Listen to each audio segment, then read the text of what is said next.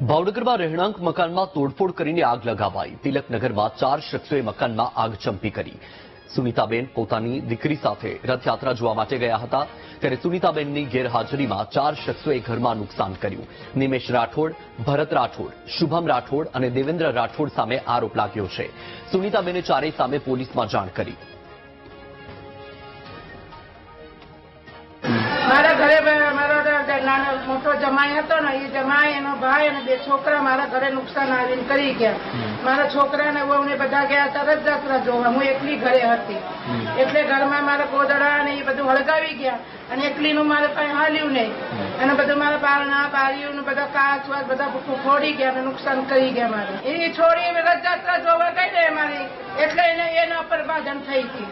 એમાં મારી છોડી રથયાત્રા છોકરાને લઈને જોવા ગઈ, આવીને બેઠી હતી તો કે આને તો કોઈ પોતાનો ઘર જ નથી સમજ્યો, અહીંયા ને અહીંયા ખોદી રહેશે એ કે, તો એમાં માથાકૂટ થઈ। અમારે તો કઈ લેવો દેવો નહીં, અમે ઘરે બેઠા હતા, અમે 2 માં દીકરી બેઠા હતા, એટલે મારે છોડીને બહુ મારી અહીંયા અને મારા ઘરમાં બધું નુકસાન કરી ગયા।